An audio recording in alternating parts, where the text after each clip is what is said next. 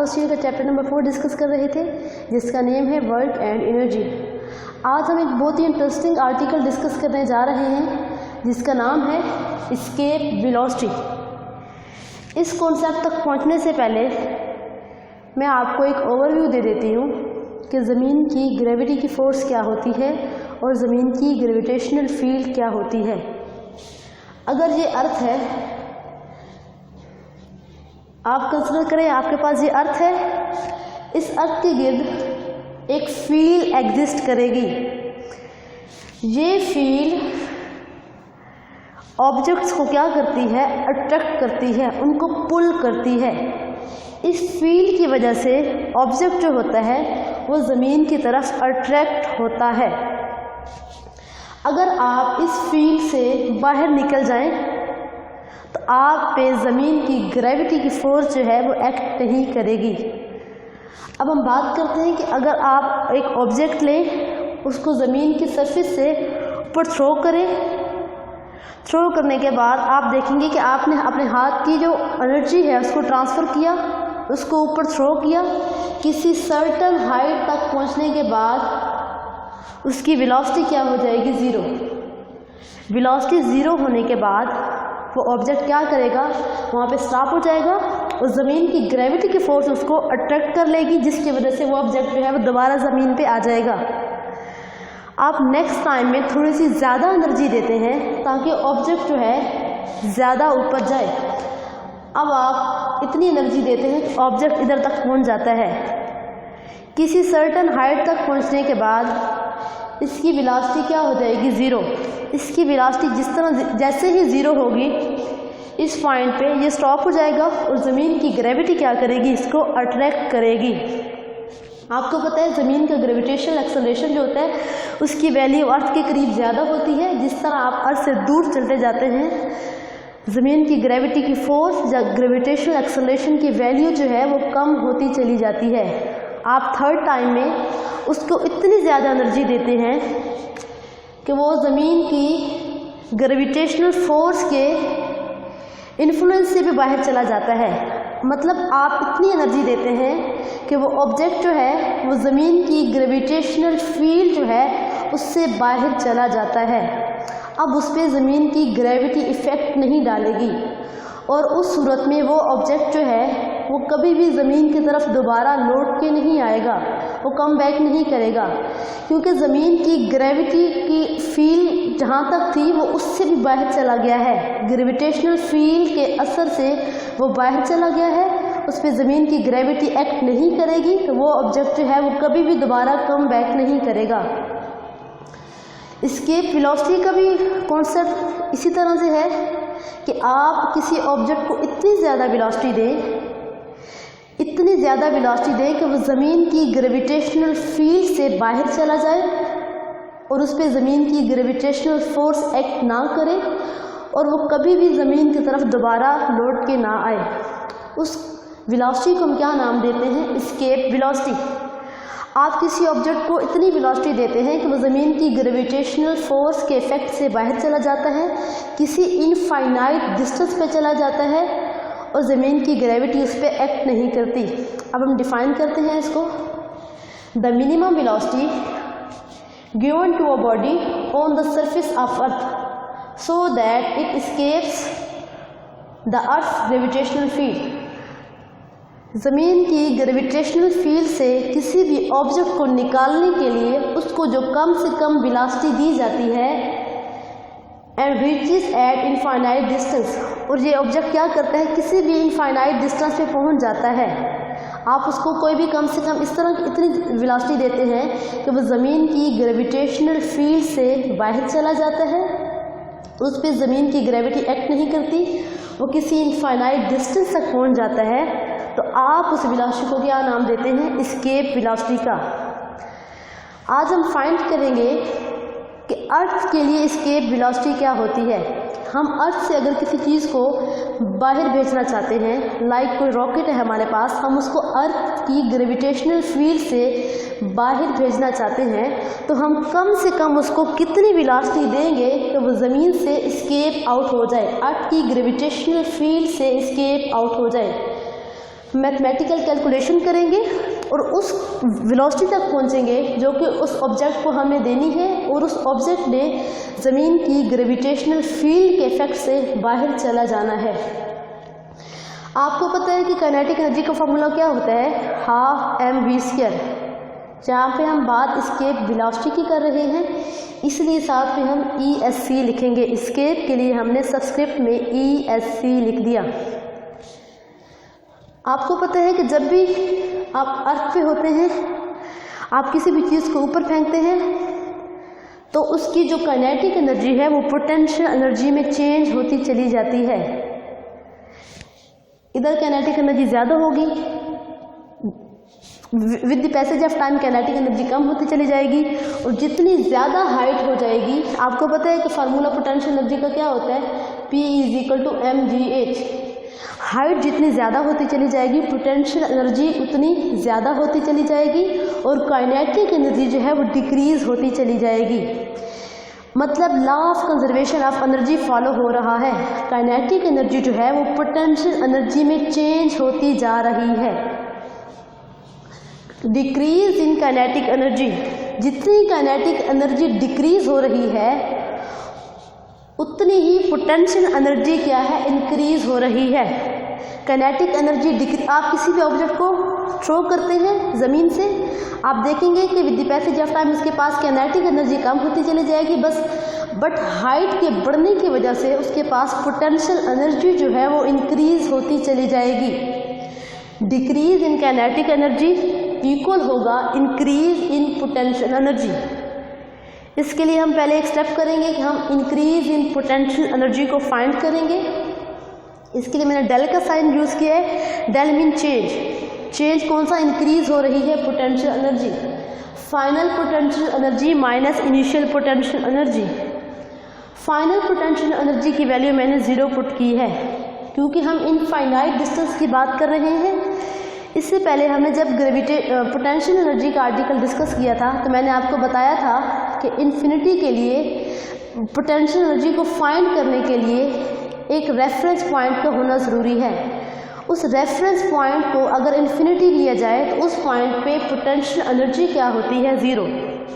Infinity point पे potential energy क्या होती है, 0। उसकी वैल्यू पुट की, फिर हम माइनस का साइन यूज करेंगे और ये हमारे पास पोटेंशियल एनर्जी की वैल्यू है इनिशियल, जो कि अर्थ की सरफेस पे होगी। इससे पिछले आर्टिकल में हम डिटेल से डिस्कस कर चुके हैं कि एब्सोल्यूट ग्रेविटेशनल पोटेंशियल एनर्जी की वैल्यू क्या होती है। उसकी वैल्यू -G(m)R ये वैल्यू होती है। अब आप माइनस को मल्टीप्लाई करेंगे, आपके पास एक्सप्रेशन क्या आ जाएगा, पॉजिटिव वाला आ जाएगा। आपने इंक्रीज इन पोटेंशियल एनर्जी को फाइंड कर लिया। डिक्रीज इन काइनेटिक एनर्जी से मुराद ये वाली एनर्जी है, हाफ mv²। इसको मैंने इक्वेशन नंबर 2 का नाम दिया है। अब आप इंक्रीज इन पोटेंशियल एनर्जी की वैल्यू पुट करें and decrease in kinetic energy की वैल्यू पुट करें तो आपके पास इक्वेशन 2 क्या बन जाएगी, हाफ mv²। v कौन सा, एस्केप वेलोसिटी वाला। ये एक्सप्रेशन कहाँ से आया है, इस इक्वेशन से लिया मैंने। और ये एक्सप्रेशन कहाँ से आया है, चेंज इन पोटेंशियल एनर्जी से।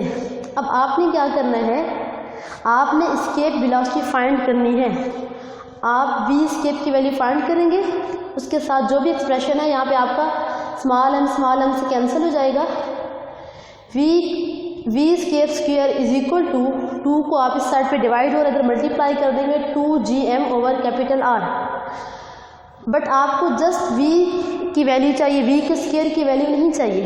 अब आप दोनों साइड पे स्क्वायर रूट लेंगे तो आपके पास ये वाला एक्सप्रेशन बन जाएगा जिसके मैंने इक्वेशन A का नाम दिया। ये हमारे पास एस्केप वेलोसिटी की वैल्यू आ गई। बट आपकी बुक पे इसको थोड़ा सा मज़ीद मॉडिफाई भी किया हुआ है। आपको पता है कि ग्रेविटेशनल फोर्स क्या होती है, F is equal to G capital M small m/R²। अब आपको पता है कि किसी बॉडी पे ज़मीन की ग्रेविटेशनल फील्ड के अंदर उतनी फोर्स लगती है जितना उसका मैस होता है।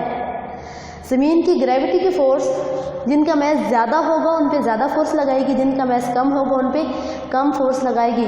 ज़मीन की ग्रेविटी की फोर्स के इन्फ्लुएंस के अकॉर्डिंग हम F को mg पुट कर सकते हैं। और साथ में हमने ये वाला एक्सप्रेशन जो है g capital M small m over r square इधर पुट कर दिया। अब आप देखेंगे कि दोनों स्मॉल m जो है वो कैंसिल हो जाएंगे, स्मॉल m आपका कैंसिल हो गया। अब आपने क्या करना है, इस एक्सप्रेशन में जो जी एम ओवर आर है इसकी वैल्यू निकालनी है। इस एक्सप्रेशन के लिए आपने जी एम ओवर आर की वैल्यू निकालनी है इस एक्सप्रेशन से। अब आपने यहाँ पे जी एम और एक आर इधर रखा, दूसरे आर को आपने इधर मल्टीप्लाई कर दिया। अब आप देखें आपके पास एक्सप्रेशन क्या बन रहा है, G M by R. G M by R आपके पास क्या आ गया, जी आर के इक्वल। अब आप इस वैल्यू को जी एम बाई आर को, इसकी जो वैल्यू है जी आर, उसको अगर आप इस एक्सप्रेशन ए में पुट कर दें तो आपके पास क्या बन जाएगा, टू एज इट इज़ आ गया। उसके जी एम ओवर आर की वैल्यू क्या आ गई है हमारे पास, जी एम ओवर आर की वैल्यू हमारे पास क्या आ गई है, जी आर। आपने जी एम ओवर आर की जगह पे क्या पुट कर दिया, जी आर। तो ज़्यादा मुश्किल कॉन्सेप्ट नहीं है। आपने इस एक्सप्रेशन को मज़ीद मॉडिफाई करना है। मॉडिफाई करने के लिए आप ज़मीन की ग्रेविटेशनल फोर्स वाला कॉन्सेप्ट यूज़ करेंगे। जहाँ पे आप एफ की जगह पे एम जी पुट करेंगे, स्मॉल एम से कैंसिल हो जाएगा। और आपने इस एक्सप्रेशन से जी एम ओवर आर की वैल्यू निकालनी है ताकि आप इस जी एम ओवर आर की जगह पे पुट कर सकें। आपने जी एम ओवर आर की वैल्यू निकाली जो कि जी आर के इक्वल आ गई।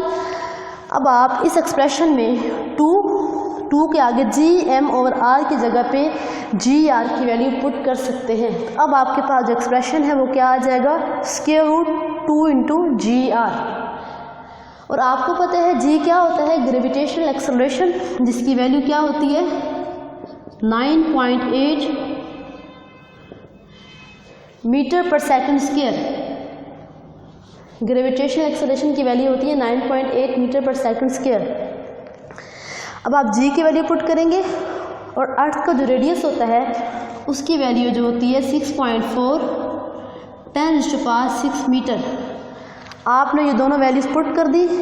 आप इसको सॉल्व करेंगे, आपके पास क्या आ रहा है 11.2 किलोमीटर पर सेकंड। मतलब एक सेकंड में आपने ऑलमोस्ट 11 किलोमीटर ट्रैवल करवाना है।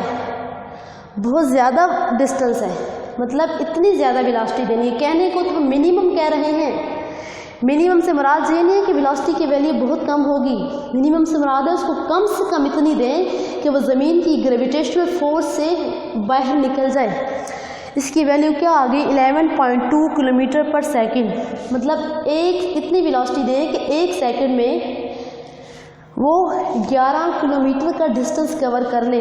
तो तब वो जो है ऑब्जेक्ट वो ज़मीन की ग्रेविटी की फ़ोर्स के इन्फ्लुएंस से बाहर चला जाएगा। ज़मीन की ग्रेविटी की फ़ोर्स उस पर एक्ट नहीं कर सकेगी और वो ऑब्जेक्ट जो है वो कभी भी दोबारा ज़मीन की तरफ लौट के नहीं आएगा। बच्चे इस एक्सप्रेशन को देखें। एक्सप्रेशन ए में आप देखें कि वी स्केप वेलोसिटी की वैल्यू किस पे, वी स्केप वेलोसिटी किस पे डिपेंड कर रही है, मैस पे। किस चीज़ का मैस, मैस जो है हम अर्थ का लेंगे क्योंकि हम अर्थ की ग्रेविटी की फोर्स की बात कर रहे हैं। और रेडियस जो लेंगे वो भी हम किसका लेंगे, अर्थ का लेंगे।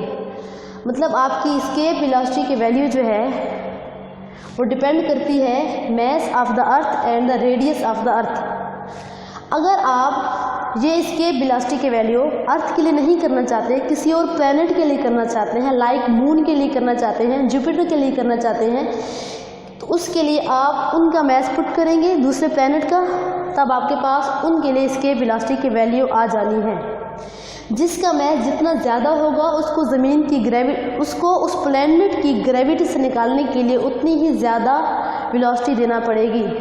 आपकी बुक पे टेबल में बताया गया कि जो जुपिटर है उसका मैस ज़्यादा होता है तो उसकी वेलोसिटी, स्केप वेलोसिटी की वैल्यू जो होती है वो भी बहुत ज़्यादा होती है। तो इसके लिए मैथमेटिकल में जस्ट आपने याद रखना है कि काइनेटिक एनर्जी का एक्सप्रेशन यूज़ करना है और decrease in kinetic energy increase in potential energy के इक्वल आ जाएगी। और आपको पता है कि इन्फिनिटी पे पोटेंशियल एनर्जी क्या होती है 0 और इनिशियल एनर्जी की वैल्यू आप पुट कर देंगे। आप इस एक्सप्रेशन में काइनेटिक एनर्जी और पोटेंशियल एनर्जी की वैल्यूज पुट करेंगे। यहाँ से आप स्केप वेलोसिटी की वैल्यू फाइंड कर लेंगे। ये वैल्यू फाइंड करने के बाद आप उसको ग्रेविटेशनल फोर्स के कॉन्सेप्ट से मज़ीद मॉडिफाई करेंगे तो आपके पास ये वाला एक्सप्रेशन आ जाएगा। आप जी की वैल्यू और ज़मीन की रेडियस की वैल्यू इसमें पुट करेंगे। आप अर्थ के रेडियस की वैल्यू क्यों पुट कर रहे हैं? क्योंकि आप अर्थ के लिए इसके वेलोसिटी फाइंड करना चाह रहे हैं। आप ये देखना चाह रहे हैं कि ज़मीन से अगर किसी ऑब्जेक्ट को फेंका जाता है तो कितनी वेलोसिटी दी जाए कि उस पर ग्रेविटेशनल फोर्स जो है वो इफेक्ट ना करे। आपके पास इसके वेलोसिटी की वैल्यू क्या हो जाती है? 11.2 किलोमीटर पर सेकंड। मतलब एक सेकंड में आपने इतनी वेलोसिटी तो देनी है कि एक सेकंड में वो बॉडी जो है वो 11 किलोमीटर का डिस्टेंस ट्रैवल कर ले, जो कि बहुत ज़्यादा डिस्टेंस है। होप सो बच्चों आपको इस आर्टिकल की समझ आ गई होगी, जो कि बहुत ही इंटरेस्टिंग आर्टिकल है।